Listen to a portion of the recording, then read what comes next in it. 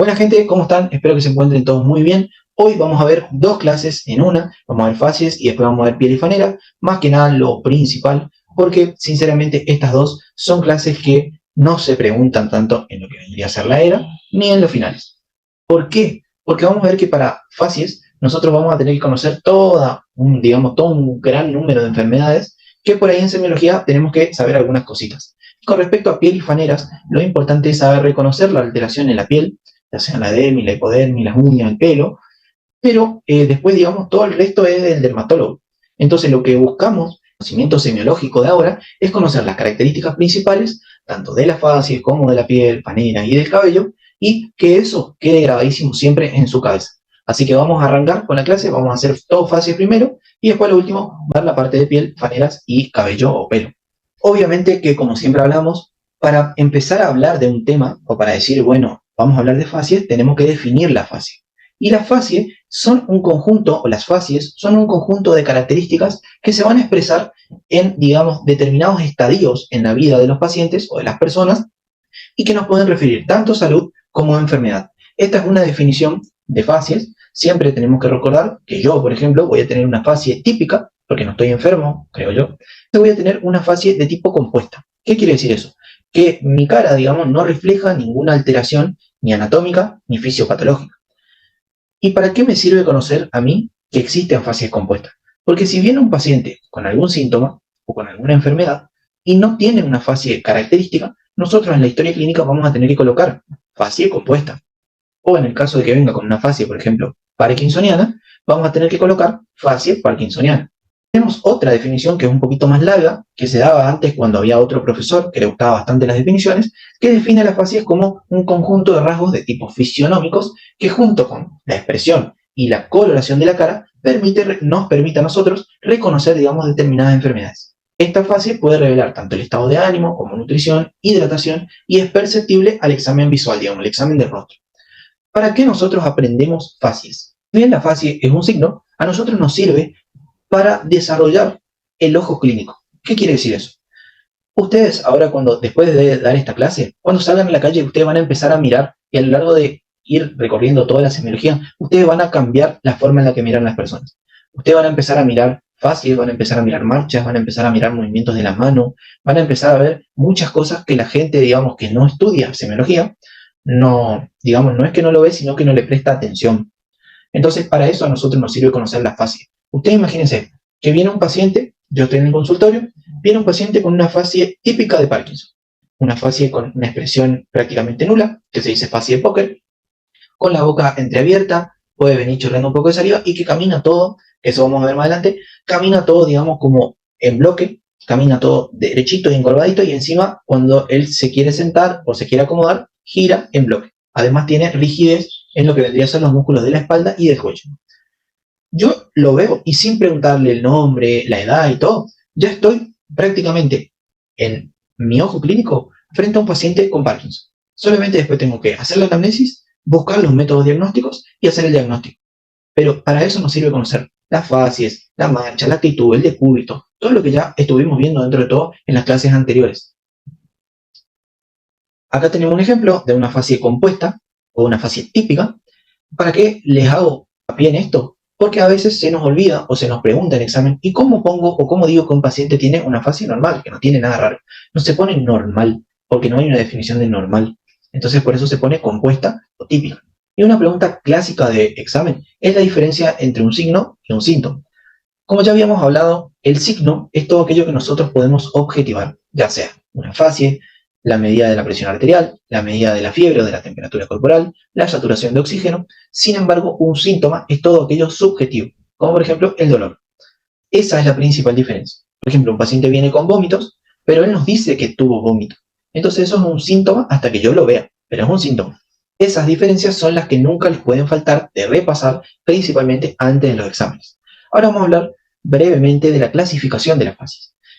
Hay un cuadrito, que es este, que yo lo realicé a través del COSIO. Muy raro que le pregunten la clasificación de las facies, porque no hay una clasificación universal, sino que me sirve a mí, por lo menos para el estudio, acordarme que puedo dividirlas según su etiología, según su causa, como por ejemplo de causa respiratoria, que va a tener facies mediastínicas, adenoides. Acá puedo agregar, por ejemplo, la facie neumónica.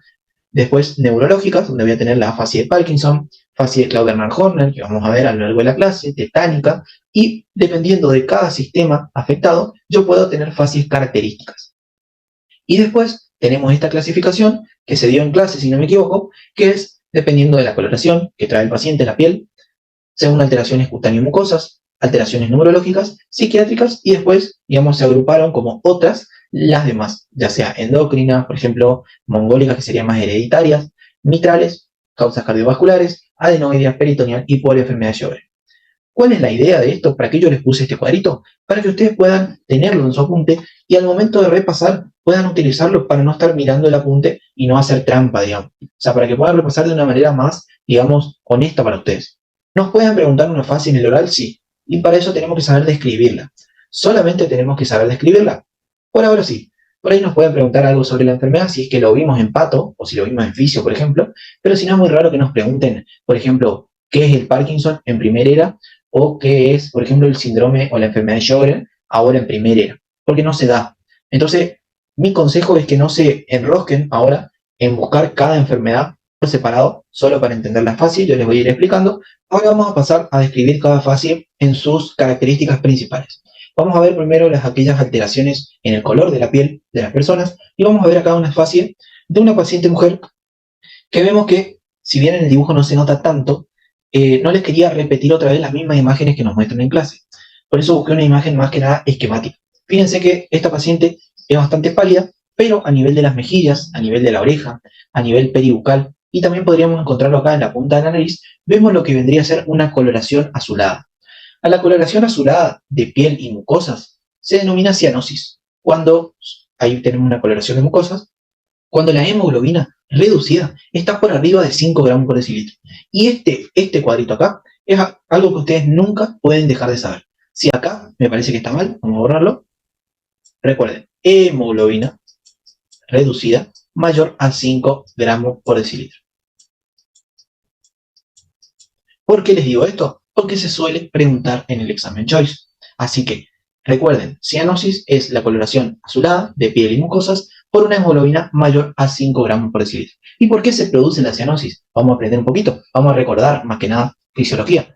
Si ustedes recuerdan, nosotros teníamos un glóbulo rojo que se encargaba de intercambiar en la membrana del velo capilar el oxígeno por lo que vendría a ser el dióxido de carbono. O sea, él entregaba el dióxido de carbono para que se vaya y salga a través de nuestra expiración y que entre oxígeno. ¿Estamos? ¿Qué es lo que pasa? Cuando yo tengo un aumento de ese dióxido de carbono, o sea, cuando mis glóbulos rojos están más saturados con dióxido de carbono, aumenta lo que se denomina la carboxihemoglobina. Y esa carboxihemoglobina, cuando aumenta más de 5 gramos por decilitro, genera esta coloración. Y una típica pregunta que les van a hacer en clase, más que nada, es al respecto de quién tiene más probabilidad de padecer cianosis. Un paciente con poliglobulia, o sea que tiene muchos glóbulos rojos, más de lo normal, o un paciente anémico. Y si nosotros nos ponemos a pensar, lo más propenso a que tenga cianosis es un paciente anémico. Si ustedes recuerdan, el valor de hemoglobina normal más o menos es de 14 a 17 en el hombre y de 13 a 16 o 15 en algunos libros en la mujer. Así que ustedes piensen, cuando nosotros hablamos de anemia, un paciente con anemia, un paciente varón, hablamos que tiene anemia cuando tiene menos de 13 gramos por decilitro. Supongamos que un paciente tiene 9 de hemoglobina. Es más fácil que yo de ese 9 tenga 5 de hemoglobina saturada que, por ejemplo, un paciente poliglobúlico que tenga 20 de hemoglobina y yo tenga que saturar 5. Es más difícil porque acá hay más glóbulos rojos, entonces hay más encargados del intercambio gaseoso. ¿Estamos?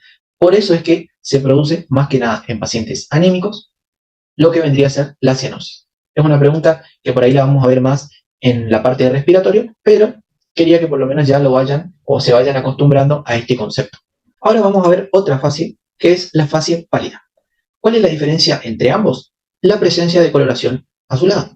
En este paciente, más que nada se ve mejor acá, vamos a ver una fase pálida con las mucosas, tanto oculares como bucales secas. Vamos a ver una fase que está acténica, como cansada, adinámica. Y además, lo que podemos ver en estos pacientes es una hemoglobina en sangre disminuida. ¿Por qué? Porque vamos a ver que estos pacientes tienen como causa principal la anemia. Y ustedes se preguntarán, pero no me dijiste recién que el anémico tiene cianosis. No siempre tiene cianosis. Puede tener cianosis, pero no siempre.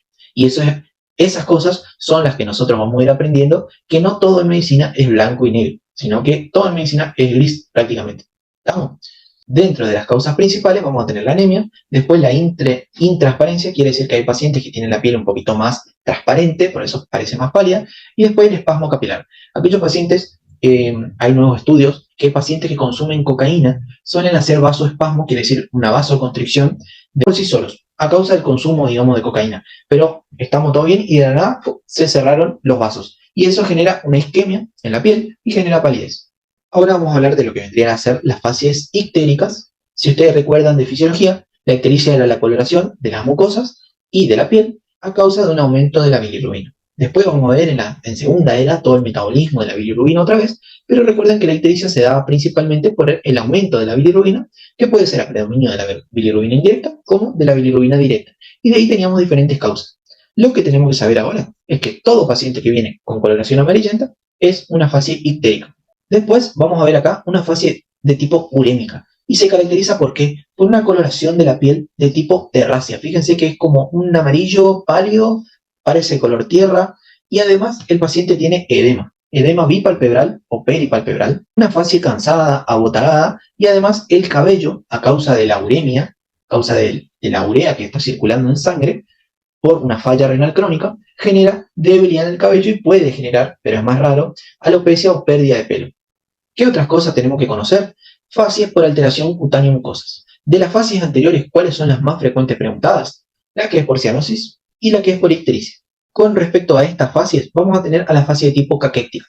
¿Cómo nosotros vamos a poder reconocer a estos pacientes? Fíjense, es una paciente añosa, no siempre se da así, pero principalmente vamos a ver lo que vendría a ser una protrusión de los huesos de la cara.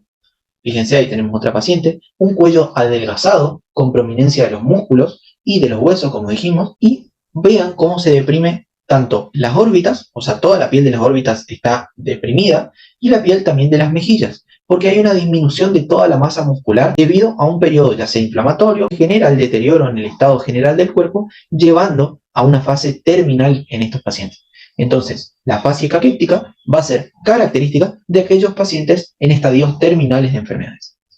Por otro lado, no hay que confundirse con esta fase que vemos acá. Fíjense la diferencia entre esta fase y esta.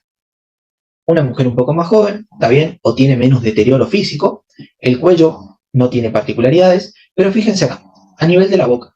Si nosotros miramos la boca, vemos que la boca está como más pequeña, a lo que se denomina microstomía. Vemos diferentes arrugas, que en algunos lugares se llama en pico de pájaro, la boca, y en otros lugares a las arrugas las llamamos en bolsa de fumador de tabaco, porque antes los que llevaban su tabaco para armar, digamos, cigarrillos, lo llevaban en bolsitas que se cerraban. Entonces, cuando esas arrugas de la bolsita se cierran, genera, digamos, ese mismo dibujito. ¿Qué es lo que sucede acá? Acá tenemos una fase por esclerodermia. La esclerodermia es una enfermedad del tejido conectivo, que principalmente va a generar fibrosis en todos los tejidos del cuerpo. Por eso genera esta fase que vamos a ver que atrofia la piel, disminuye el diámetro labial, microstomía, cara en forma de pájaro, piel endurecida y prominencia de algunos relieves. ¿Qué otras cosas puedo tener en estos pacientes? Que después a lo largo de la cursada lo vamos a ver. Puedo tener, por ejemplo, algo que se denomina disfagia, porque el esófago se hace más rígido por la esclerodermia. Puedo tener, por ejemplo, rigidez en las manos y vamos a ver que la piel es todo brillante y lustrosa, que es característico del paciente con esclerodermia. Acá tenemos algunos ejemplos, fíjense, una paciente más que nada adelgazada por la esclerodermia y una paciente en los estadios, digamos, primarios de la enfermedad. Fíjense que no tiene casi arrugas, pero a nivel de la boca tiene lo que hablábamos hoy del bolsillo de fumador de tabaco o en pico de pájaro. Como ustedes lo quieren decir, no hay problema. Ahora vamos a ver otras fases un poquito más preguntadas, que es respecto de la fascia lúpica. Esta fase, el lupus, para aquellos que por ahí no saben mucho, el lupus es una enfermedad de tipo autoinmune. Es una enfermedad autoinmune crónica que genera, digamos, la degeneración por un proceso inflamatorio de un montón de tejidos. ¿Qué es lo que sucede en la cara? Vamos a tener lo que se denomina eritema descamativo, que se presenta en alas de mariposa. Y vamos a ver que esto en estos pacientes se exacerba cuando salen al sol. O sea, lo vamos a ver característicamente en un paciente que nos refiere, que sale, por ejemplo, afuera, a tomar un tereré, lo que sea, y cuando vuelve tiene todo este eritema descamativo. Puede tener telangiectasias también, que ahora vamos a ver qué son pequeñas dilataciones vasculares, como arañitas, Y después también podemos tener lo que vendría a ser calvicie por la enfermedad autoinmune. ¿Qué es lo que tienen que saber de esta enfermedad? Que tiene el eritema en alas de mariposa. Eso aparece en los choices. Paciente de tantos años de edad que viene a la guardia y se queja, digamos, de tener un eritema que tiene forma de alas de mariposa. Y ahí te ponen las opciones y va a tener que marcar sí o sí lupus. Esto, al contrario, digamos, es una enfermedad de tipo granulomatosa que es a causa de una bacteria, el Mycobacterium leprae, o sea, la lepra. También se denomina facie leonina porque al que se le ocurrió describirla decía que tiene parecido a un león. Yo la verdad no lo veo, pero en algunos lugares, en algunos pacientes parece. Como les decía, es por una enfermedad, por una bacteria denominada Mycobacterium leprae, que lo que hace esta bacteria es comer el tejido cartilaginoso. Por eso genera, además de estos granulomas, lo que se denomina la nariz del boxeador, porque te come, digamos, el cartílago nasal y te genera digamos, una nariz chata, como el boxeador, y también te puede comer este surco que divide las narinas y generarte, digamos, una fosa única, que en algunos pacientes se ve, en otros pacientes no se ve, pero lo importante es saber reconocer, porque es una enfermedad granulomatosa y es muy característica en nuestro medio. En Santo Tomé se ve mucho la lepra. Ahora veamos esta fascia. Esta fascia yo sé que ustedes la vieron en fisiología, por ejemplo. Esta fascia es típica de un paciente hipertiroideo. ¿Por qué? El paciente hipertiroideo después, a medida que vayan cursando, van a ver que el hipertiroidismo puede tener o no esta fascia, no es tan característica, pero esto que vemos acá, digamos, este resalto de los ojos hacia afuera se denomina exoftalmos. Se produce por un exceso, digamos, de las hormonas tiroides, la T3 y la T4, y en algunos libros también se denomina como oftalmopatía de Graves, en la enfermedad de Graves por hipertiroidismo. No es necesario que sepan eso ahora igual, solamente que sepan describir esta fase. O sea, un paciente, vamos a ver que la cara está prácticamente estirada, no tiene muchas arrugas, exoftalmos, retracción palpebral, tiene adelgazamiento, un paciente flaco, siempre piel caliente, sudorosa y puede tener bocio. Recuerden que estos pacientes tenían piel caliente, intolerancia al calor y además tenían, cuando ustedes le pasan la mano al paciente, van a ver que la mano está húmeda, todo mojada, y esa mano se denomina como mano de trapo mojado. Son datos, digamos, que no les van a preguntar en el examen, pero por ahí para que se acuerden, más que nada, cómo describir o cómo pensar en cada patología, así al momento del examen pueden describirle al profesor de manera más fácil. Por otro lado, teníamos el hiper, ahora tenemos el hipotiroidismo. El hipotiroidismo, fíjense que es todo lo contrario. Los ojos están más hundidos, tiene una fase edematosa, que después, a causa de que se acumula mucho tiempo líquido ahí, se forma, se acumulan mucopolisacáridos, y eso genera lo que vendría a ser la fase mixedematosa. También estos pacientes tienen la lengua grande, se denomina macrodoglosia, tienen la boca entreabierta y el cabello frágil. Y en algunos libros dice que tiene pérdida o caída de la cola de las cejas. ¿Qué otra cosa vamos a ver? La fase por enfermedad o síndrome de Cushing. Ustedes ya saben que no es lo mismo hablar de síndrome de Cushing o enfermedad de Cushing, eso no tiene relevancia ahora. Todo paciente con un exceso de corticoides, ya sea endógeno o exógeno, va a tener esta fase que es la fase de luna llena. Una fase que puede tener eritema malar, sonrojado, pero la fase de luna llena, después lo que vendría a ser la equimosis, posible crecimiento del vello a nivel de lo que vendría a ser la barbilla, que se denomina hirsutismo. Después tejidos adiposos, digamos, a nivel cervical y a nivel de la cara, también podemos encontrar. Y acuérdense que además de la fase podríamos nombrar que el paciente va a tener la obesidad centrípeta, las estrías rojovinosas, que después vamos a ir viendo en el examen de abdomen, que digamos cómo juntamos todo esto. Pero acuérdense que esta fase es bastante preguntada.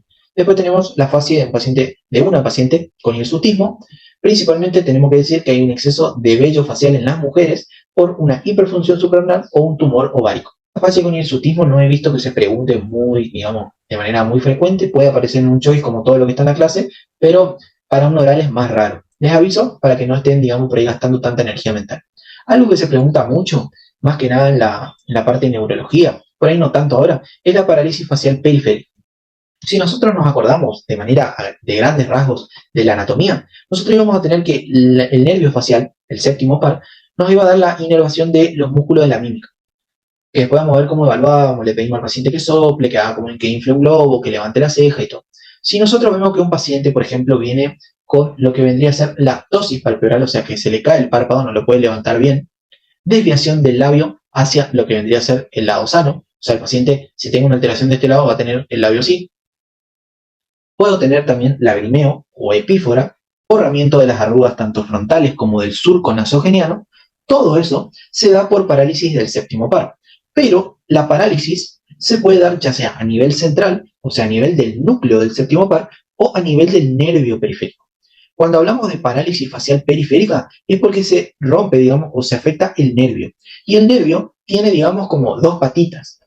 Una que viene del núcleo izquierdo y otra que viene del núcleo derecho. ¿Por qué cada patita? Una me va a inervar la parte superior de la cara y otra la parte inferior. ¿Qué es lo que pasa? Cuando yo tengo una parálisis facial periférica, voy a tener, digamos, compromiso de las dos patitas. Entonces, ¿qué es lo que va a pasar? Toda mi cara, mi hemicara de un lado, va a estar afectada. Pero lo que tiene de característico, que ahora no es necesario que lo sepan, pero ya que les estoy contando, les cuento completo, cuando tengo parálisis facial periférica, si mi nervio derecho está afectado, toda mi hemicara derecha va a estar afectada. Sin embargo, si yo tengo lesión a nivel de mi núcleo derecho, que es el que me daba, digamos, mi núcleo derecho me da una pata, mi otro núcleo izquierdo me da otra pata, y eso me da un nervio, si tengo uno nomás afectado de las ambas patitas del nervio, lo único que voy a tener comprometido, la mitad de la hemicara, fíjense acá está dibujadito, la mitad de la hemicara inferior, pero del lado contrario al núcleo afectado.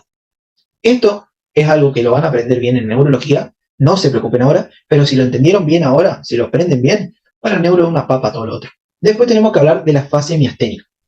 La fase miasténica, si ustedes por ahí se acuerdan algo de la parte neurológica de fisio, la miastenia gravis es una enfermedad de la placa motora. Si nosotros recordamos, teníamos lo que vendría a ser la neurona que va a inervar al músculo. Esta neurona va a liberar acetilcolina y esa acetilcolina tiene que unirse a los receptores de acetilcolina para despolarizar el músculo y que se genere la contracción. ¿Qué es lo que pasa en la miastenia gravis? Yo tengo anticuerpos, o sea, mi cuerpo está peleando contra mis propios receptores. Entonces, ¿qué pasa? A la mañana, yo que tengo miastenia gravis, me levanto re bien porque, digamos, recién empiezo a liberar acetilcolina para hacer lo que tengo que hacer en mi día.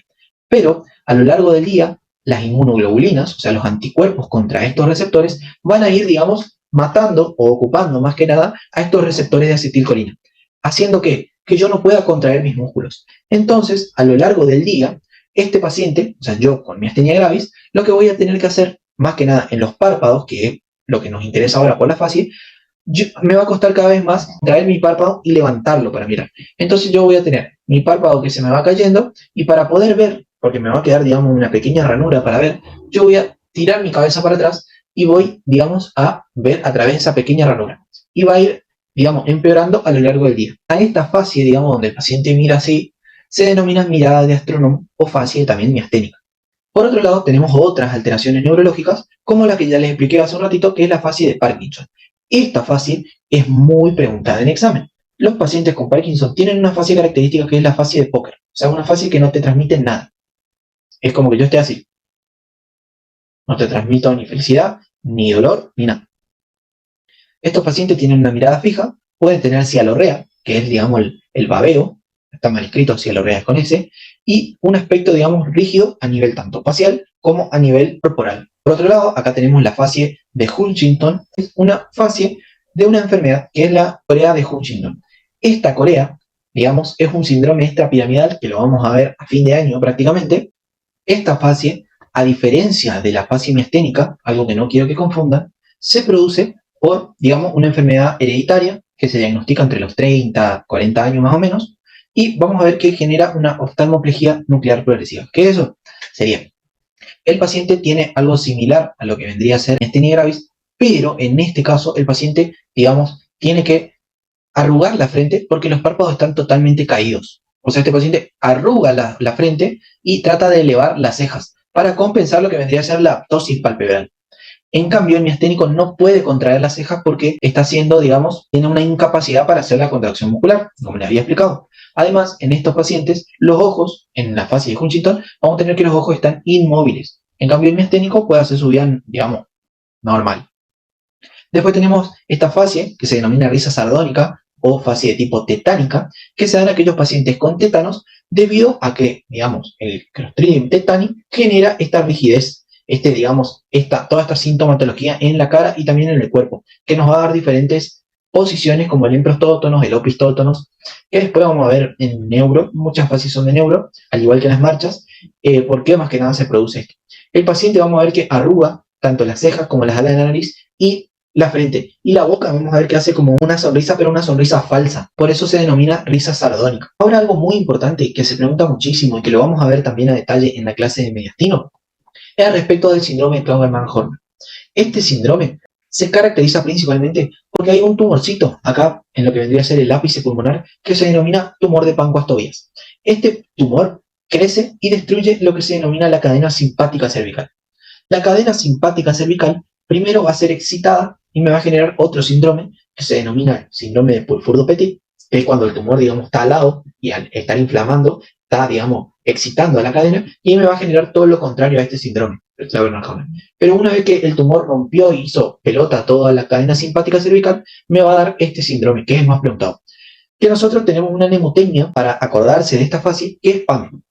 ¿Por qué? Porque este paciente va a tener ptosis palpebral, va a tener enoftalmos, o sea, va a tener un ojo hacia adentro, después va a tener miosis. ¿Por qué? Porque el simpático, la cadena simpática, a través de la adrenalina y la noradrenalina, lo que hacen es midriasis. Entonces, si yo rompí la cadena simpática, dejo de tener ese estímulo y el parasimpático me genera la miosis que tiene este paciente. Y por tanto tiene también anhidrosis. Recuerden, cuando ustedes están nerviosos, antes de entrar a un examen, transpiran, porque hay aumento del simpático, hay aumento de la adrenalina. Entonces, paciente con síndrome de Clauber-Narhoner tiene PAME, ptosis, anhidrosis, miosis y enoftalmos. Pregunta de examen sí o sí. Además, ¿qué otra cosa puede tener? Fíjense que este paciente se está agarrando el hombro acá. Este paciente, a causa de que el tumor comprime lo que vendría a ser el plexo braquial, le genera algo que se denomina omalgia. Algia, recuerden que es, digamos, dolor. Cuando hablamos de dolor y hablamos de omalgia, hablamos de dolor en el hombro, también puede generar dolor en el brazo, antebrazo y los dedos, digamos, del nervio cubital principalmente, porque, digamos, agarra desde acá y primero rompe lo que vendría a ser en la parte más inferior del plexo braquial que van a dar origen al nervio cubital. ¿Estamos? Acá les dejé una radiografía más o menos para ver cómo se puede ver a la radiografía. Yo sé que ustedes no dieron todavía eso, pero en la parte de respiratorio vamos a hablar un poquito de radiografía y les voy a enseñar un poquito más que nada para que se vayan adentrando en la parte clínica. Después tenemos otra fase, como habíamos dicho hoy, esta fase es muy parecida a la fase cianótica, pero vemos que acá la paciente, por ejemplo, tiene una cianosis peribucal, pero en los cachetes, digamos en las mejillas, tiene eritema, tiene una coloración rosada. Esto se ve principalmente en la fase, en la estenosis mitral. La fase mitral es muy preguntada en examen en la parte de cardiología. Se produce porque el paciente tiene, como ustedes ya sabrán, de fisiología, en la estenosis mitral yo tengo una obstrucción al flujo de sangre desde la aurícula izquierda al ventrículo izquierdo. Esto genera que esta aurícula se dilate cada vez más y se cargue de sangre. Y esto genere que vuelva sangre al pulmón, pulmoncito, pobre pulmón, y este pulmón genere lo que vendría a ser la cianosis, porque el alveolo que yo tenía, si este es mi alveolo y este es mi vaso sanguíneo, este alveolo se va a llenar de líquido, después van a entender un poquito más por qué, pero se va a llenar de líquido y va a impedir que se haga el intercambio gaseoso. Esta dificultad del intercambio gaseoso me va a generar la cianosis peribucal, además de la vasodilatación que se va a generar por la acumulación de líquido, va a generar este eritema, digamos, malar. ¿Estamos? Esta fase mitral no pueden dejar de saber, porque se pregunta muchísimo. Después tenemos otra fase que podemos escribirla sin necesidad de pensar en qué patología estamos hablando. Fíjense que no es, digamos, una fase de un hombre compuesto, digamos, normal, por así decirlo. Vamos a ver que hay un aumento en las partes acras, o sea, un aumento en la mandíbula, un aumento en la nariz, un aumento, digamos, en la barbilla, y es típica de una fase acromegálica. Acuérdense que la acromegalia es una enfermedad producida por un aumento en la hormona de crecimiento. Esta fase es muy característica por tener un aumento en las partes acras, un aumento de la mandíbula, de la barbilla, también macroglosias, una lengua grande, y agrandamiento de otros lugares como los arcos cigomáticos, los arcos superciliares y los paranasales. Y por último tenemos esta fase que es una fase de tipo depresiva. ¿Por qué nos damos cuenta? Porque acá hay un signo muy característico que por ahí para los que ya cursaron salud mental es el signo de omega. Todo paciente que venga con este signo, además de una fase, digamos, triste o depresiva, digamos, con mirada perdida, que nos habla de manera entrecortada, que parece que va a llorar, digamos, te transmite su angustia, es típico de un paciente con depresión. Y eso es algo que hoy en día, al signo omega, se lo tiene con una alta sensibilidad y especificidad para lo que vendría a ser el diagnóstico de la depresión. Recuerden que dentro de los trastornos psiquiátricos tenemos pocos estudios o pocos, digamos, criterios para hacer el diagnóstico. Y dentro de esos criterios que existen, el omega, digamos, este signo omega, es uno de los que se encuentra en más, digamos, estudios sobre el diagnóstico del paciente con depresión. Así que, gente, eso es todo dentro de lo que vendría a ser fases. Ahora vamos a hablar de manera resumida de todo lo que vendría a ser piel y faneras. Yo sé que ya estarán cansados, pero vamos a ver los conceptos más importantes de esta clase. Vamos a ver que hay cositas en esta clase que se nos van a preguntar. Obviamente que resumí lo más posible esta clase y que traté de que quede, digamos, lo más claro posible. Les puse unas imágenes que para mí tienen lo necesario para probar, así que espero que les sirva y les ayude también para hacer los repasos. Primero vamos a hablar de los aspectos que tenemos que tener en cuenta a la hora de ver lesiones en piel. Primero tenemos que tener un ambiente, digamos, lindo, limpio, con luz clara, con luz natural o luz blanca de última. O sea, una luz en la cual no podamos tener alteraciones a nivel de la visión, porque las luces amarillas confunden por ahí el color de la piel. Después que el paciente esté, digamos, en un ambiente agradable por la temperatura, porque sea un ambiente silencioso, un ambiente tranquilo. Siempre examinar con los ojos, o sea, hacer una mirada macroscópica y después mirar con lo que vendrían a ser la lupa o bien en unos lentes con aumento para mirar las lesiones más cerca. Y siempre lo ideal es ponerse guantes y tratar de palpar o frotar lo que vendrían a ser las lesiones. Tenemos, digamos, diferentes formas de evaluar cada lesión. Tenemos, por ejemplo, el ABCDE, que no es tan utilizado, donde vemos si hay asimetría, los bordes, el color, el diámetro y cómo evoluciona o cómo evolucionó la mancha. Y después tenemos la famosa mnemotecnia Fosita Subverde Cosemos, que es donde nosotros tenemos que mirar la forma, la situación en la que está, digamos, la mancha o digamos, la alteración en la piel, el tamaño, la superficie en la que se encuentra, si tiene bordes, el color, la sensibilidad y la movilidad.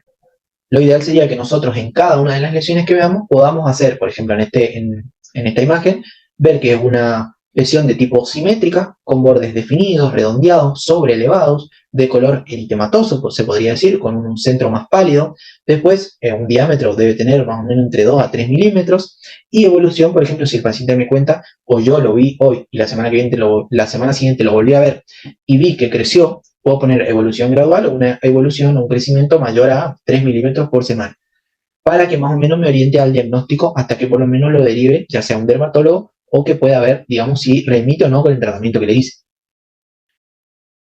Vamos a ver que dentro de las lesiones de la piel vamos a tener lesiones primarias y lesiones secundarias. Las lesiones primarias son aquellas que se producen en piel sana. Acá vamos a ver un resumen simple. Vamos a ver que tenemos diferentes lesiones primarias de la piel. Las vesículas, las ampollas, las pústulas, las máculas, las manchas, las pápulas, el nódulo y la placa. Parece todo lo mismo cuando lo vemos por primera vez, pero tiene sus diferencias. Fíjense que la vesícula, por ejemplo, es una lesión sobreelevada y pequeña, pero que tiene contenido líquido. Eso es algo que quiero que resalten. La vesícula es sobreelevada, es pequeña, está en la epidermis y tiene líquido. Después, la ampolla, por ejemplo, tiene líquido, pero se produce por fusión de varias vesículas. O sea, no es tan pequeña, está en la dermis, también está sobreelevada. Después tenemos la pústula, que tiene, digamos, es prácticamente una vesícula, pero infectada. ¿Está? Esas cositas, esos conceptos son los que yo quiero que ustedes se lleven hoy después de esta clase. Después tenemos la mácula. La mácula, por ejemplo, es una modificación del color de la piel. Pero, ¿qué pasa? No tiene sobreelevación. No puedo palpar, no veo una diferencia de, digamos, de superficie entre lo que vendría a ser la piel normal y la mácula. Después tengo la mancha, que se da más que nada por alteraciones en la pigmentación. Las pápulas, donde ahí sí veo una elevación en la superficie, es de tipo sólida.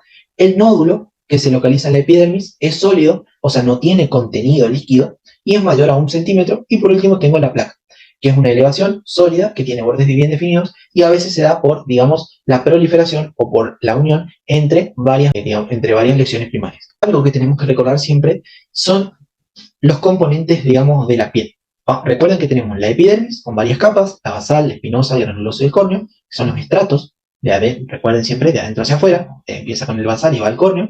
Después tenemos la dermis, que se divide en papilar y reticular, y la hipodermis, que más que nada es tejido graso. Quiero que veamos conceptos que sí o sí se nos van a preguntar. De todas estas lesiones primarias, la que principalmente se pregunta es al respecto de la mácula. Como dije hoy, la mácula es un cambio de color de la piel, pero que no tiene, digamos, sobreelevación, es plano. Puede ser vascular, o sea, quiere decir que a causa ya sea de una arteria o de una vena, se generó esta mancha. Y que cuando yo le apriete, ya sea con un vidrio o con la mano, se va a desaparecer. Sin embargo, después tenemos las pigmentarias, que no desaparecen a la vitropresión. Algo que tenemos que saber siempre es cómo se van a dividir. Tenemos las arteriales, la venosa, por hipoflujo sanguíneo o por una malformación vascular. Más que nada tenemos que saber los ejemplos, como por ejemplo, cuando yo me voy a la playa, me quemé y debido a una congestión por el sol y por una vasodilatación, se genera lo que se llama el eritema solar. O sea, me quemé. Eso es una mácula. No tiene sobreelevación, duele obviamente, no todas las máculas duelen, pero en este caso sí. Después tenemos acá lo que hablábamos hoy, las telangiectasias, que son las arañitas que se producen por malformaciones vasculares, y algo que me gustaría que se acuerde es la diferencia entre, digamos, el tipo de eritema que puedo tener. El eritema puede ser exantema, cuando es enorme, digamos, cuando es una gran extensión de tejido, o el enantema. Quiere decir que hay localizaciones aisladas de diferentes máculas. Digamos, enantema puede ser tanto morbiliforme, porque tiene zonas de piel sana, como escarlatiniforme. Más que nada, recuerden esas diferencias, que uno tiene piel sana y el otro tiene toda la piel comprometida. Más que nada, si entra en un choice. Después tenemos la clasificación de las máculas pigmentarias. Puede haber una hiperpigmentación o una hipopigmentación, ya sea por bilirrubina, por hemosiderina. Y fíjense que acá tengo, por ejemplo, una ausencia de melanina, más que nada de tipo localizada, que se denomina vitiligo. Esas cosas son las que yo quiero que se acuerden de esta clase porque es las que se pueden preguntar. Estos cuadritos, ambos son sacados del Argente, no se preocupen, no se suelen preguntar mucho, pero ahora que tenemos tiempo me gustaría que los estudien y los repasen por si se dan en algún caso clínico. Ahora hablemos de la pápula. La pápula, como hablamos, son lesiones sobrelevadas, menores de 0,5 centímetros y son superficiales. Lo bueno es que desaparecen sin dejar cicatriz y se pueden clasificar dependiendo de dónde estén. Si están en la epidermis, en la dermis, en la dermoepidermis o en los folículos pilosos. Acá tenemos un claro ejemplo de una pápula. Fíjense que se nota, digamos, la sobrelevación de la lesión. Y recuerden que la diferencia con la placa es que la placa tiene más de 0,5 a 1 centímetro de diámetro. Y además pueden tener infiltración. Tampoco dejan cicatriz las placas y pueden generarse por confluencia de las pápulas, como les había dicho hoy, digamos, cuando se unían, más que nada característico de la psoriasis, y después cuando no confluyen, de la erisipela. Esto que vemos acá es una erisipela, una imagen sacada del Argente. No espero que hoy ustedes se conviertan en dermatólogos, así que tranqui, no se preocupen. Es difícil la dermatología, así que no se preocupen tanto ahora por querer memorizar todo y querer memorizar las imágenes, porque es muy difícil. Esto se entrena más que nada con la visión. Vamos a hablar de otras lesiones primarias. Ya hablamos de lo que vendrían a ser las vesículas, las ampollas, los nódulos. Más que nada quería colocarles estos mini resúmenes para que sepan qué es lo que se les va a preguntar y cómo pueden diferenciar. Y después vamos a tener a las lesiones secundarias, que fíjense que también conseguí un resumen espectacular para acordarse de lo justo y necesario.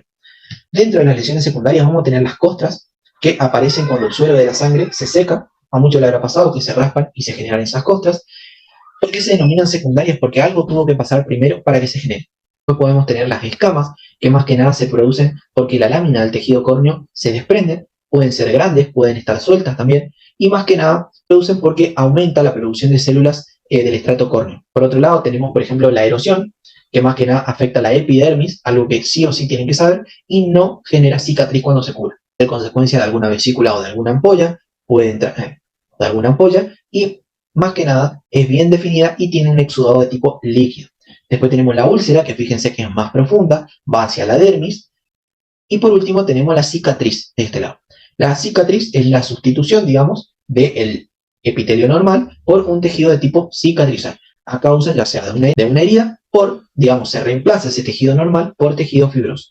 Después tenemos la atrofia y la fisura, muy menos preguntado, y después algunas otras como las lesiones por rascado, lesiones caducas y lesiones especiales. Fíjense que las escalas son muy vistas en aquellos pacientes que están internados mucho tiempo. Estas lesiones secundarias no se suelen preguntar tanto. Yo les recomiendo que traten de memorizar más que nada estos cuadritos que les dejé, porque aparte de ver estas lesiones, la única forma de aprobar, digamos, el examen es memorizando. Hablemos ahora de las alteraciones en las uñas.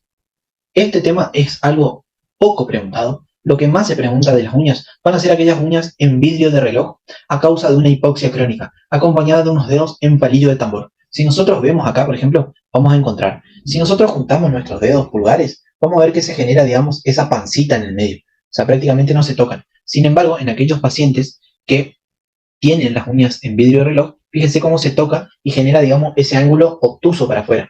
¿Estamos?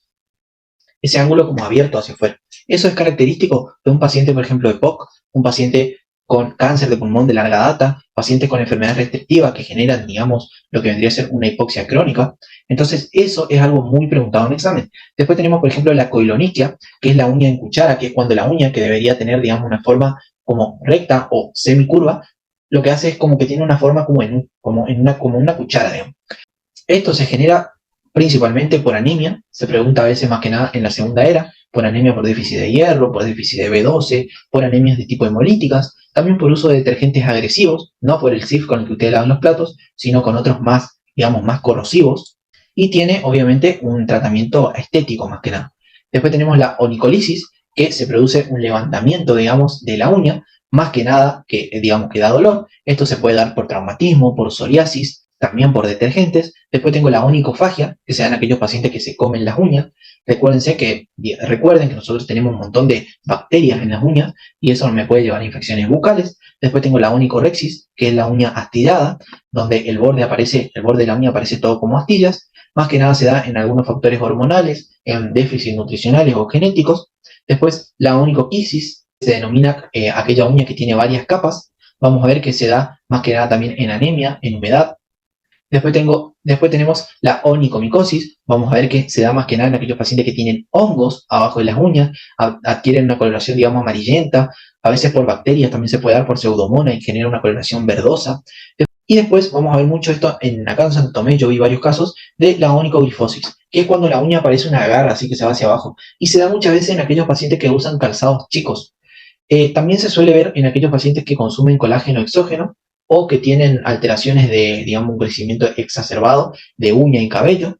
Eso no es muy frecuente que se pregunte, más que nada recuerden que es por usar los zapatos chicos. Más que nada, eso es lo que más se pregunta con respecto a las uñas, chicos, es muy poco preguntado en la edad. Yo lo que les recomiendo es que se aprendan bien estos términos, que sepan la diferencia entre cada uno y algunas causas. Fíjense que prácticamente las causas son las mismas, no nos va a llevar al diagnóstico de una uña, una patología, nos va a llevar el total del paciente, recuerden eso. Y por último vamos a hablar del pelo. Del pelo, ¿qué es lo que más se pregunta? La alopecia, o sea, la pérdida del cabello. Dentro de las causas, vamos a ver que hay diferentes tipos de alopecia. Cuando nosotros perdemos pelo de manera, digamos, universal en toda la cabeza, esto se puede dar de manera genética o, por ejemplo, por un exceso de hormonas, o sea, por un exceso de estrógeno. Después tengo la alopecia difusa, donde tengo en varios lugares, digamos, pérdida del pelo. Se puede ver por hongos, como las tenias, por ejemplo. Se puede ver también en aquellos pacientes con alteraciones psiquiátricas porque se arrancan el pelo. Después tengo la alopecia areata, que vamos a ver, digamos, que son en zonas, a diferencia de la anterior, que era difusa. Y después tengo la alopecia androgénica, que es más que nada aquella que se da por ausencia en vello, digamos, en cabello, donde está el hueso frontal. Es la típica, acá en Argentina le decimos el típico cabeza de cancha de barrio, porque la cancha de barrio de fútbol tiene pelo, tiene pasto, digamos, solo a los costados. Entonces este paciente tiene todo el pelo acá a los costados. ¿Estamos? Eso más que nada se pregunta mucho, causas de alopecia. Si quieren anotar, yo les puedo decir, por ejemplo, el hipotiroidismo tiene alopecia, los hongos, después, como les dije hace un rato, de tipo hereditaria, alteraciones psiquiátricas, exceso, digamos, de estrógenos, la cicatriz. Si yo, por ejemplo, hoy tengo un accidente y me pelo la cabeza, el tejido cicatrizal no genera folículo piloso, no genera cabello. Y después tenemos, digamos, alteraciones a nivel del cabello, o sea, a nivel del folículo piloso, del pelo, donde este pelo puede ser adelgazado, puede ser quebradizo y se me va a caer, como sea en el hipertiroidismo, o un engrosamiento del pelo, que se da en el hipotiroidismo.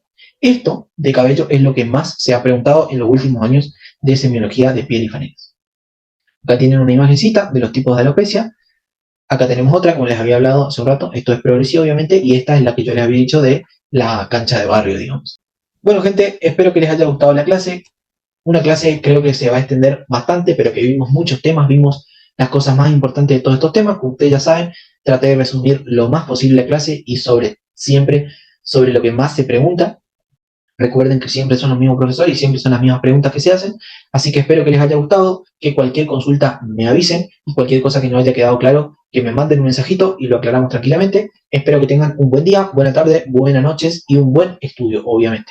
Espero que tengan un buen inicio y un buen fin de semana, dependiendo de cuánto miren este video. Nos vemos la próxima. Hasta luego.